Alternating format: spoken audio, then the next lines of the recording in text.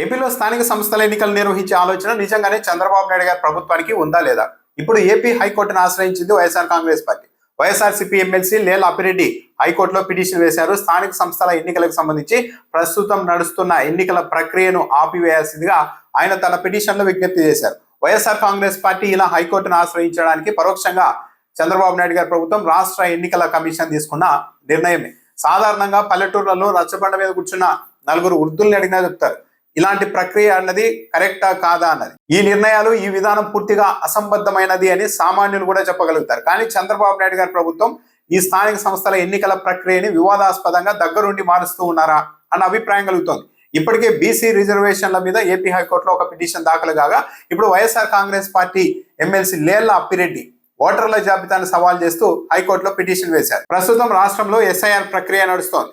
October 3వ తేదీ నాటికి తుది జాబితా కూడా వస్తుంది, అంటే క్లీన్ జాబితా వస్తుంది. ఒకవైపు తెలుగుదేశం పార్టీ పత్రికలు ప్రముఖంగా కొద్ది రోజుల క్రితం ప్రచారం చేసింది ఏంటి, ఈ ఎస్ఐఆర్ ప్రక్రియ ద్వారా రాష్ట్ర వ్యాప్తంగా దాదాపు 44 లక్షల పనికిరాని ఓట్లను గుర్తించారు అని రాశారు. ఆ 44 లక్షల మందిలో చనిపోయిన వాళ్ళు ఉన్నారు, శాశ్వతంగా వలస వెళ్లిన వాళ్ళు ఉన్నారు, అలాగే వైఎస్ఆర్ కాంగ్రెస్ పార్టీ హయాంలో చేర్చిన ఫేక్ ఓట్లు కూడా ఉన్నాయని ప్రచారం చేశారు. మరి అలాంటప్పుడు మరి పాత జాబితాతో ఎన్నికలకు ఎందుకు వెళ్తున్నారు?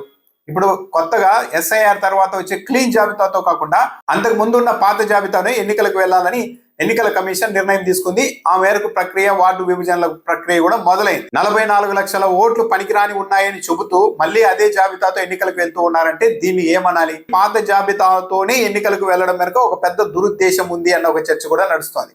వైఎస్ఆర్ కాంగ్రెస్ పార్టీ ఎమ్మెల్సీ లేల అప్పిరెడ్డి అయితే ఈ పాత జాబితా కారణంగా రిజర్వేషన్లు రొటేషన్ ప్రక్రియ దెబ్బతింటుంది అన్న కాజ్ మీద హైకోర్టుకు వెళ్లారు. కానీ అంతకంటే ప్రమాదకరమైన ఆలోచన అధికార పార్టీలో ఉంది అన్న ఒక చర్చ కూడా నడుస్తోంది. పనికిరానివి అని చెబుతున్న ఈ 44 లక్షల ఓట్లలో చనిపోయిన వారు ఉన్నారు, వలస వెళ్లిన వాళ్ళు ఉన్నారు. ఇప్పుడు వాళ్ళ ఓట్లను తెలుగుదేశం పార్టీ కార్యకర్తల చేత వేయించుకున్నా కూడా అడ్డుకునే వాళ్ళు ఉన్నారు. అధికారులు ఎలాగో అడ్డు చెప్పారు. పైగా మున్సిపల్ ఎన్నికలు పెడుతున్నారు తొలుత, అంటే పట్టణాల్లో జరుగుతాయి. పట్టణాల్లో ఎవరు ఏంటి అన్నది కూడా గుర్తించడం అంత ఈజీ ప్రక్రియ కూడా కాదు. అంటే పులివెందుల జెడ్పీటీసీ ఉప ఎన్నిక సందర్భంగా అమలు చేసిన ఫార్ములానే ఈ పాత జాబితాతో తెలుగుదేశం పార్టీ అమలు చేయాలనుకుంటుందా?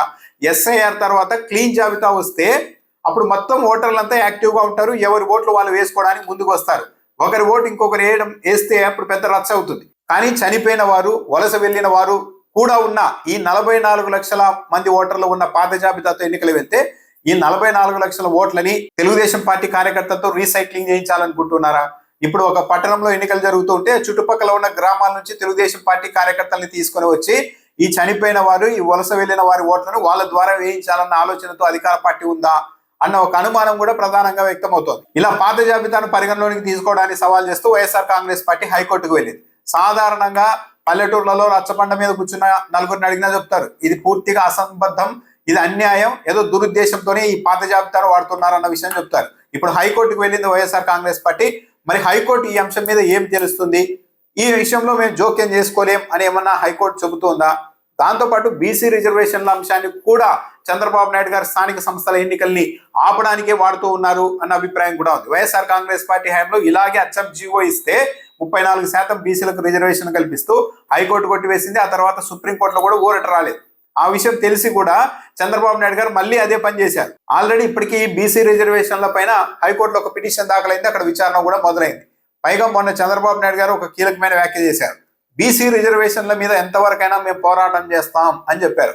ఎంతవరకన్నా అంటే హైకోర్టులో కొట్టివేస్తారు, ఆ తర్వాత సుప్రీంకోర్టుకు వెళ్తుంది, కాబట్టి సుప్రీంకోర్టు వరకు కూడా వెళ్ళి పోరాటం చేస్తామని చంద్రబాబు నాయుడు గారు చెప్తున్నారా? అంటే ఎన్నికలు అన్నది ఇప్పట్లో జరిగే అవకాశం లేదు. పరోక్షంగా చంద్రబాబు నాయుడు గారే ఆ వాతావరణాన్ని సృష్టిస్తూ ఉన్నారు అన్నది అర్థమైపోతుంది. వైఎస్ఆర్సీపీ హయాంలో బీసీ రిజర్వేషన్ల జీవోను కోర్టులు కొట్టివేస్తే వైఎస్ఆర్ కాంగ్రెస్ పార్టీ తన పార్టీ తరఫునే 34% కంటే అత్యధికంగానే బీసీలకు పదవులు ఇస్తూ వెళ్ళింది. తెలుగుదేశం పార్టీ కూడా ఆ పని చేయవచ్చు. కావాలంటే వైఎస్ఆర్ కాంగ్రెస్ పార్టీకి సవాల్ చేయొచ్చు, మేము మా పార్టీ తరఫున బీసీలకు ఇన్ని సీట్లు ఇస్తున్నాం, మీరెన్ని ఇస్తారో ఇవ్వండి అని ఒక ఛాలెంజ్ కూడా చేయవచ్చు. అలా కాకుండా ఈ జీవోని ఇవ్వడమే ఒక ఉద్దేశపూర్వకంగా ఇచ్చారు, ఇది కోర్టులు కొట్టివేస్తాయి, సుదీర్ఘంగా న్యాయస్థానాల్లో ఈ వ్యవహారం చిక్కుకుపోతుంది, స్థానిక సంస్థల ఎన్నికలు జరగకూడదు అన్న ఉద్దేశంతోనే చంద్రబాబు నాయుడు ఈ పని చేశారు అన్న ఒక విమర్శ కూడా ఉంది. ఇప్పుడు దానికి తోడు కొత్తగా క్లీన్ జాబితాను కాకుండా పాత ఎన్నికల ఓటర్ల జాబితాను తీసుకొని వెళ్తూ ఉన్నారు ఎన్నికలకు. అంటే ఈ అంశాన్ని కూడా తప్పనిసరిగా హైకోర్టు లేకుంటే ఆ తర్వాత సుప్రీంకోర్టు తప్పు పడితే ఎన్నికల ప్రక్రియ ఆలస్యం అయిపోతుంది, వాయిదా పడిపోతుంది అన్న ఉద్దేశంతో ఈ ప్రక్రియనంతా, ఇలాంటి వ్యవహారాలనంతా నడుపుతూ ఉన్నారా అన్న అభిప్రాయం కూడా కలుగుతోంది.